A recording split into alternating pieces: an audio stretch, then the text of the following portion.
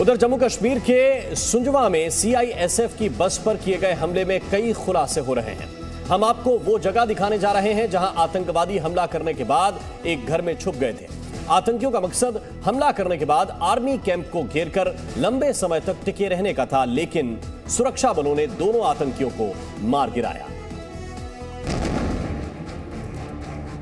जम्मू कश्मीर के सुंजवा में हुई आतंकी मुठभेड़ मामले में बड़ा खुलासा हुआ है।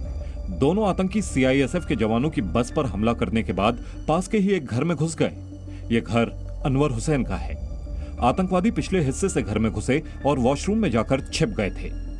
बेसिकली हमको पता नहीं था कि आतंकी मेरे घर के बैक साइड जो वॉशरूम है उसमें जा घुसे हुए हैं। जब आर्मी वालों ने हमें बाहर निकाल दिया तो उन्होंने बताया हमें, भाई आपके जो है ऐसे ऐसे ये आदमी ने आपकी छत से फायरिंग की है, तो वो बंदा अंदर ही है आपके किस रूम में हो सकता है। मैंने बोला हमारा मकान लाग है, ज्यादातर लाग लगी हुई। घर में कौन कौन था? मेरी वाइफ और 2 बच्चियां थी।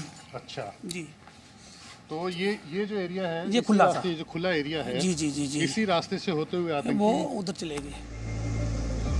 सेना को जब आतंकियों के घर में छिपे होने की जानकारी मिली तो उन्होंने परिजनों से पूरा घर खाली करा लिया।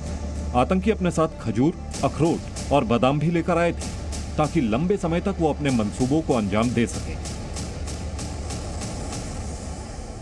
ये मैं आपको चीज दिखा रहा हूँ, ये खजूर है यहाँ पर, तो ये उन आतंकियों के पास से बरामद हुआ है।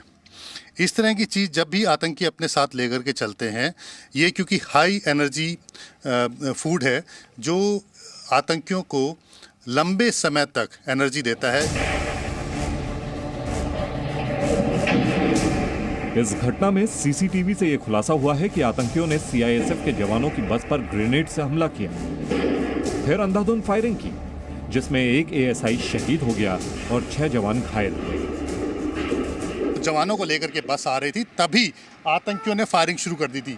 एक आतंकी बताया जा रहा है कि इस तरफ था जिसने बस के ऊपर फायरिंग की थी, और दूसरा आतंकी इधर घर के ऊपर छिपा हुआ था जिसने फायरिंग की थी। तो जैसी बस आ रही थी तो उसके ऊपर फायरिंग की, लेकिन इसमें खास बात यह है कि जब बस आ रही थी उससे पहले ही यहाँ पर जो नाके के ऊपर जवान मौजूद थे, उनकी पहले से ही आतंकियों से मुठभेड़ शुरू हो चुकी थी, क्योंकि उनको पता लग चुका था कि आतंकी इस इलाके के अंदर हैं।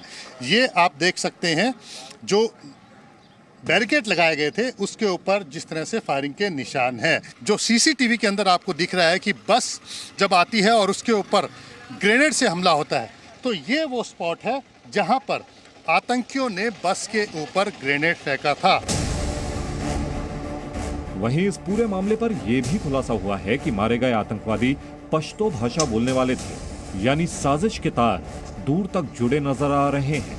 He was made to listen to a Pashto language. He said yes, this was the language which they were speaking. This indicates that the 2 Fedayeen attackers were from either Pakistan, in the territories contiguous to Afghanistan where this language is spoken, or were Afghanis.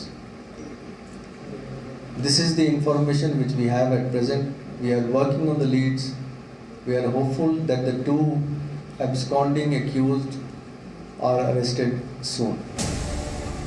जाहिर है मामले की जांच में अभी और गिरफ्तारियां हो सकती हैं। Jitendra Sharma presenting B News app, available on Google Play and App Store. Download it now.